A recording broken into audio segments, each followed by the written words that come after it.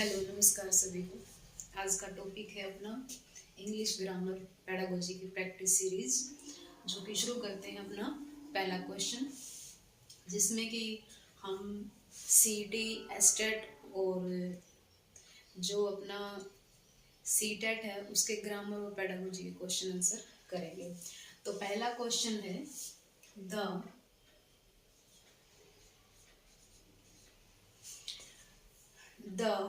cat drink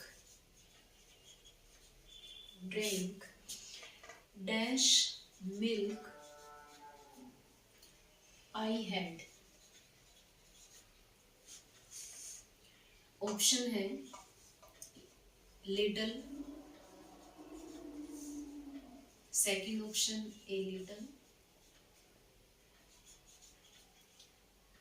third option the little और fourth option है none of these.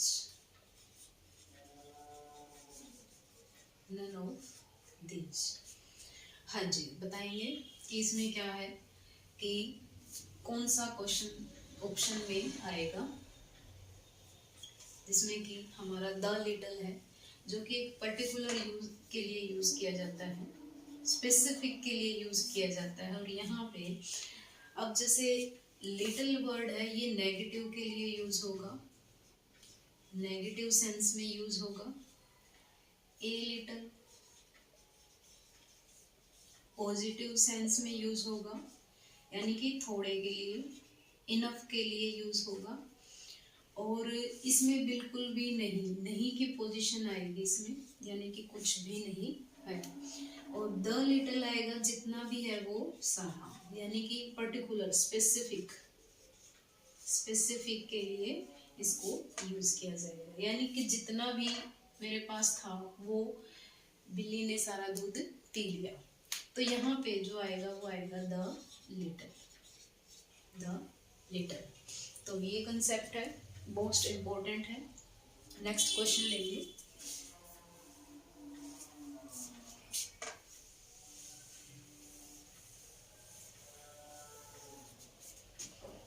हाँ जी, next question है,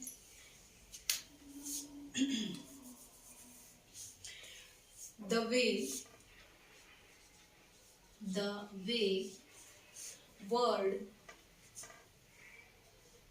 way word are arranged in a sentence is called dash। Option में है phonology, second option syntax, third option है semantic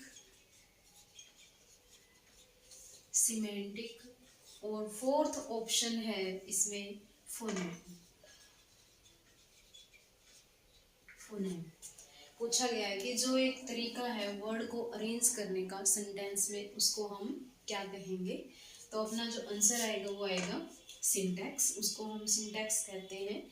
और जैसे कि कोई भी आपका वर्ड है, फ्रेज है, वो अरेंज किया जाता है, व्यवस्थित किया जाता है। इसका मतलब क्या है, व्यवस्थित किया जाता है एक सेंटेंस में, उसको हम सिंटैक्स कहेंगे। अगर बात करें फोनोलॉजी की, फोनोलॉजी क्या होगा, study of speech sound,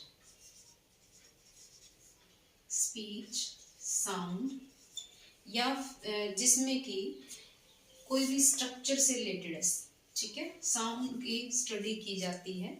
how sound are organised, how sounds organised, कैसे इसको ऑर्गेनाइज किया जाएगा। साउंड इज, यानी कि जहाँ पे भी लॉजी वर्ड आता है वो स्टडी के लिए यूज किया जाता है। किसी भी प्रकार की स्टडी होगा, ये रूट वर्ड है, रूट वर्ड है ये। और इसको हम कहेंगे फोनोलॉजी क्या होगी, स्टडी ऑफ स्पीच साउंड्स, यानी साउंड की जो स्टडी है उसके लिए यूज़ किया जाता है। किसी भी प्रकार की साउंड हो सकती है जिसमें कि कैसे ऑर्गेनाइज किया जाता है, इसको हम कहेंगे फोनोलॉजी। सिमेंटिक क्या होगा, ये है, हम इसको कहेंगे मीनिंग। जैसे कि लैंग्वेज में कुछ कहते हैं सिस्टम टू मीनिंग, यानी कि कोई वर्ड मीनिंग है उसको, उसकी जो हम कहेंगे कि system of language refers to meaning, यानी कि हम एक लैंग्वेज का एक सिस्टम है, लैंग्वेज क्या है अपनी इंग्लिश लैंग्वेज है, उसका एक पर्टिकुलर सिस्टम होता है जिसमें कि मीनिंग आते हैं, उसके मीनिंग क्या होगा, यानी कि साउंड है, साउंड को हम क्या कहते हैं, आवाज़ कहेंगे। स्टडी का मतलब क्या होगा, अध्ययन। तो ये किस में आएगा, सिमेंटिक में इसको यूज किया जाता है। नेक्स्ट है आपका फोनेम। फोनेम वर्ड ही होगा,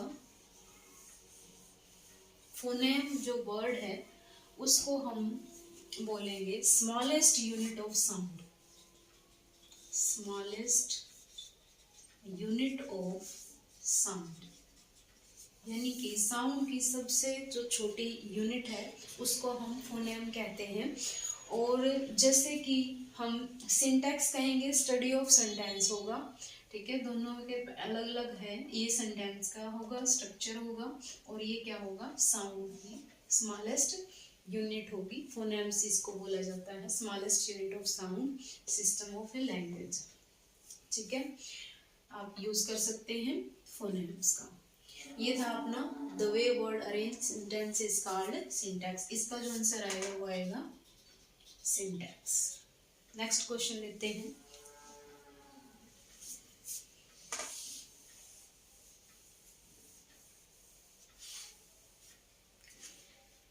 हाँ जी, नेक्स्ट क्वेश्चन है,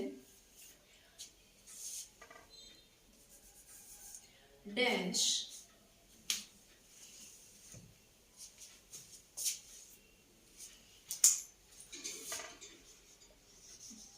people in India can speak fluent English। Option है few, second option a few, third option the few,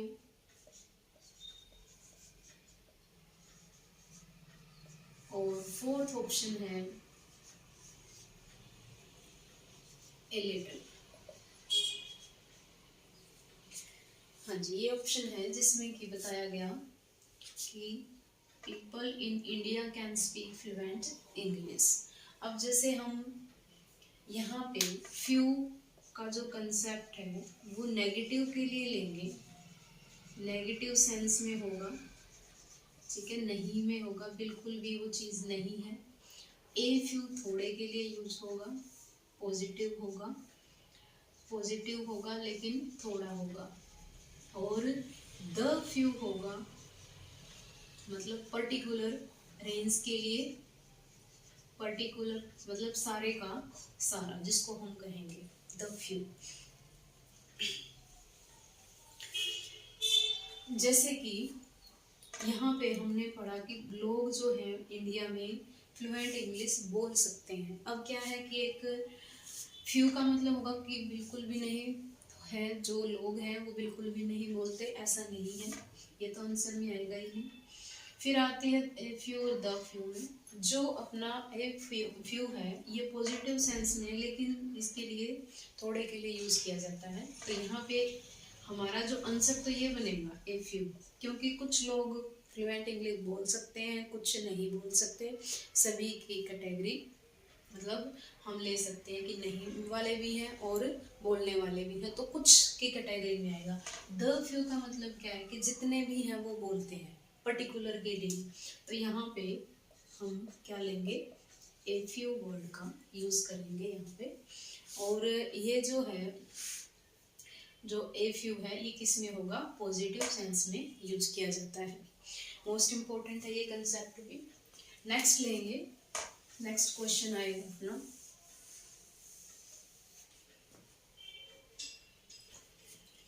her heart is like gold. Option है इसमें सिमिली, सेकंड ऑप्शन है metaphor, third option है imagery,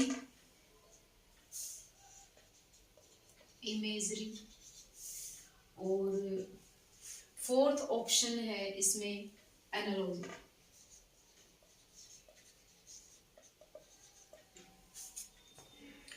जैसे कि हम पढ़ते हैं figure of speech,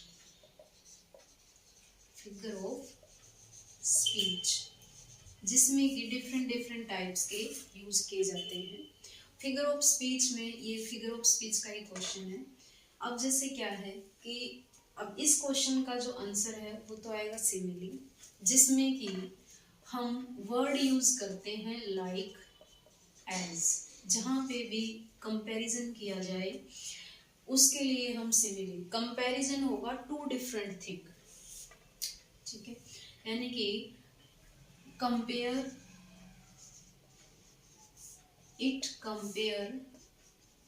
to different things को कंपेयर करता है, order to create a new meaning, यानी कि नया मतलब निकलेगा इससे, उसको हम सिमिली कहते हैं। और वर्ड क्या यूज करेंगे, लाइक और एज यूज करेंगे। जैसे कि her heart is like gold, यानी कि उसका जो दिल है वो सोने की तरह है। सोना तो नहीं है लेकिन कंपैरिजन किया गया है, हार्ट और गोल्ड का कंपैरिजन किया है जो कि डिफरेंट है। फिर आ जाता है आपका मेटाफोर फिगर स्पीच क्या करता है, यानी कि जो भी कंपैरिजन होगा वो होगा जैसे रूप में ही, जैसे कि हम एग्जांपल ले लेते हैं। अब इसका जो देखते हैं एग्जांपल इसका, जैसे कि सेम होगा, इसको क्या बनाएगा, मेटाफर क्या होगा, जिसको हम रूप कहते हैं। वन थिंग टू मी, इसका मतलब क्या है कि वो एक ही चीज को बताएगा, उसमें लाइक वर्ड यूज नहीं होगा। जैसे कि हार्ट इज गोल्ड, यानी कि जो दिल है वो सोना है, यानी कि हमने यहाँ पे क्या बताया, गोल्ड को एक प्रेजेंट कर दिया, यानी कि एक चीज को प्रेजेंट किया है, यहाँ पे एक चीज को ही मीनिंगफुल बनाया है। इमेजरी का मतलब क्या है, यानी इमेजरी का मतलब है फॉर्मेशन ऑफ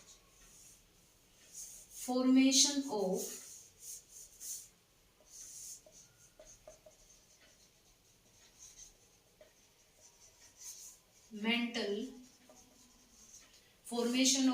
पिक्चर, यानी कि इमेजिनेशन करना, कल्पना करना, और इम्प्रेशंस,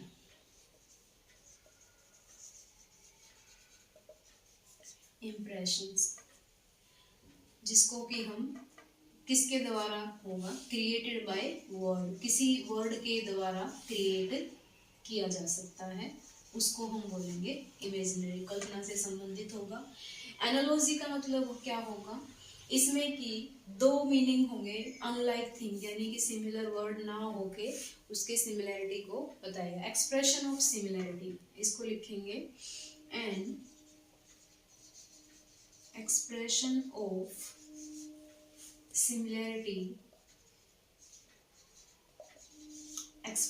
सिमिलैरिटी बिटवीन, समानता बताएगा बिटवीन टू अनलाइक थिंग्स, जिसको हम बोलेंगे एनालॉजी, यानी कि हम उसको कंपेयर बिटवीन टू मीन्स में कहेंगे, दो अलग अलग मीनिंग को कंपैरिजन करेगा।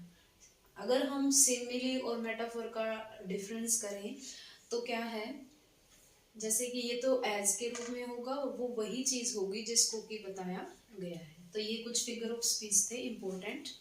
नेक्स्ट क्वेश्चन लेते हैं।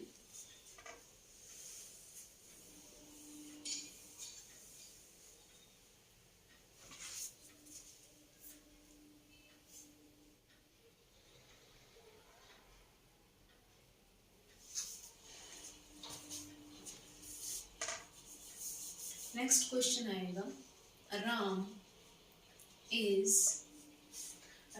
इज माई डैश ब्रदर,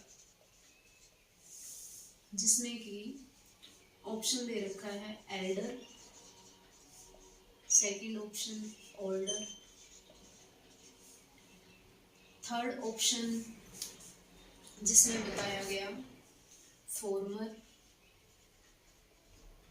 और फोर्थ बता दिया ओल्डेस्ट। अब जैसे कि हम क्वेश्चन एक और लेंगे, दिस पर्सन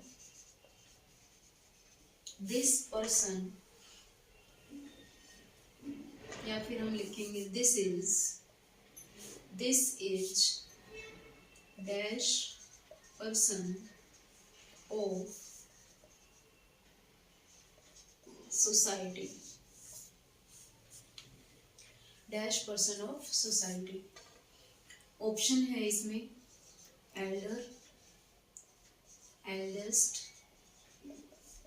ओल्डेस्ट या फिर ओल्डर।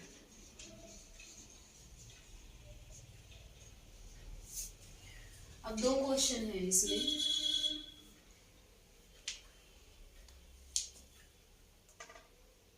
एक और लेंगे, the dash people, the dash people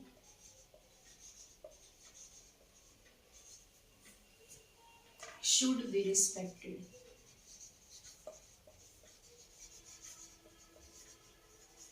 should be respected। Option यही रहेंगे Elder,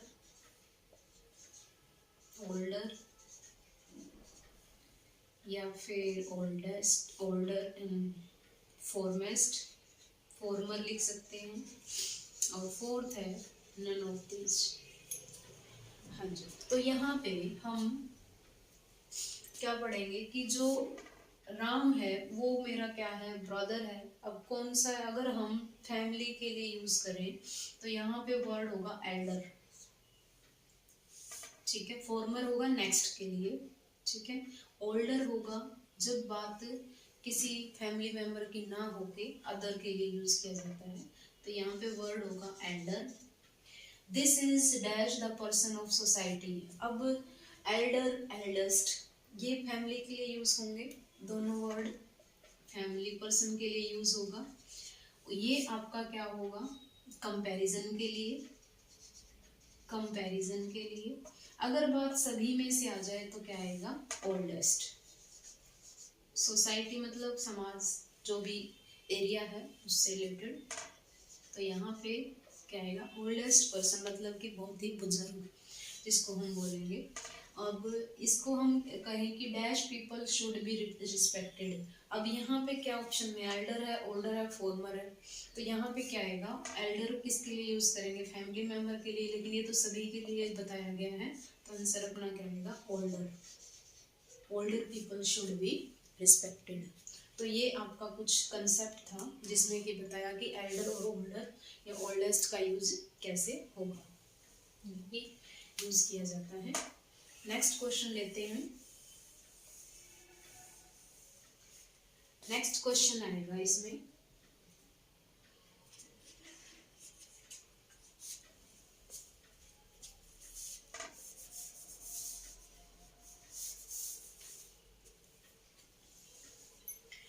between Ram and Shyam,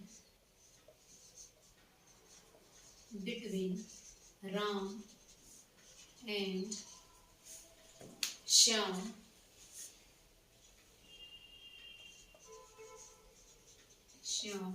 dash is intelligent, dash is intelligent।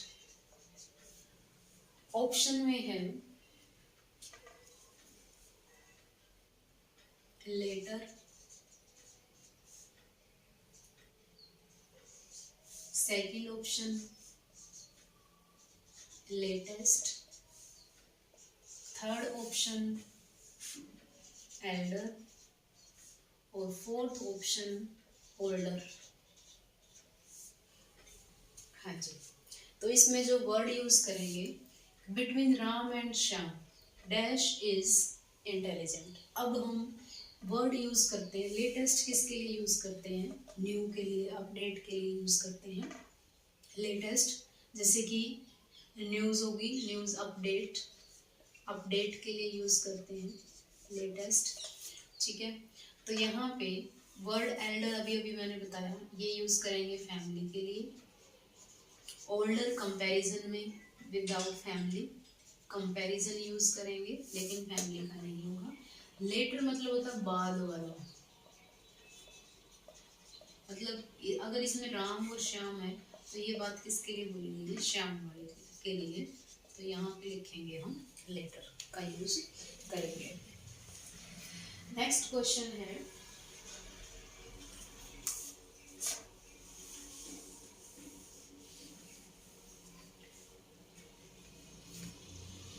Next लिखेंगे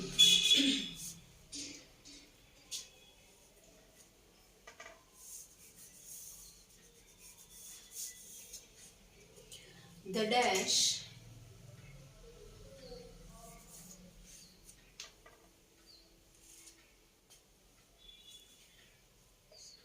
the principal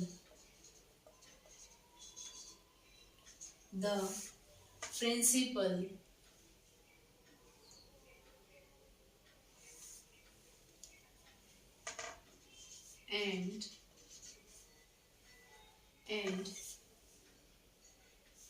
teacher, principal and teacher dash coming। Option है is, second option are, third option has, fourth option है। हाँ, principal, the principal and teacher dash coming. अब जो ये concept है आपका verb से रिलेटेड, हेल्पिंग वर्ब से रिलेटेड। अब जैसे बताया गया कि सिंगुलर है, सिंगुलर यूज करेंगे हम के साथ इज, वॉज वर्ड यूज करेंगे, और प्लूरल के लिए यूज करेंगे हम इज के साथ क्या आएगा? प्लूरल में आर आ सकता है और वर। अब जैसे बात करें कि अगर फर्स्ट के साथ द प्रिंसिपल है तो एक प्रिंसिपल और टीचर, यानी कि द प्रिंसिपल एंड टीचर, हम दोनों का एक ही व्यक्ति को लेंगे। ठीक है, अगर हम यहाँ प्रिंसिपल एंड चेयरमैन लिखते हैं तो दोनों सेम होगा, तो इसके लिए वर्ड यूज करेंगे इज का। ठीक है, इज का वर्ड यूज करेंगे। अगर मैं यहाँ पे लिखती the chairman and the principal dash coming, तो यहाँ पे यूज होगा आर, क्योंकि ये अलग अलग पर्सन है, दो अलग अलग है। लेकिन यहाँ पे क्या है, सिंगुलर के लिए यूज किया गया है, तब आपका वर्ड होगा जिसमें कि सिंगुलर वर्ड यूज करेंगे। यहाँ इंडिविजुअल है तो एक पर्सन ये है, सेकंड पर्सन ये है, तो इसलिए आर का यूज करेंगे। तो ये था अपना इंग्लिश ग्रामर और पेडागोजी के कुछ क्वेश्चंस। आई होप आप इसको लास्ट तक देखेंगे और क्वेश्चन समझ में आएंगे। और ऐसे जो भी क्वेश्चन होंगे कंसेप्ट वाइज, जैसे कि आज हमने जो क्वेश्चन किए थे मोडाल से संबंधित थे, डिग्री से संबंधित थे, और जो अपना कहेंगे कि हेल्पिंग वर्ब से संबंधित थे। तो यहाँ पे कुछ क्वेश्चन हमने लैंग्वेज से रिलेटेड लिए थे जो इम्पोर्टेंट टर्म्स हैं, तो आप ज़रूर देखें लास्ट तक। और आज के लिए इतना ही। Thank you so much. Like करें, शेयर करें, सब्सक्राइब करें। Thank you so much.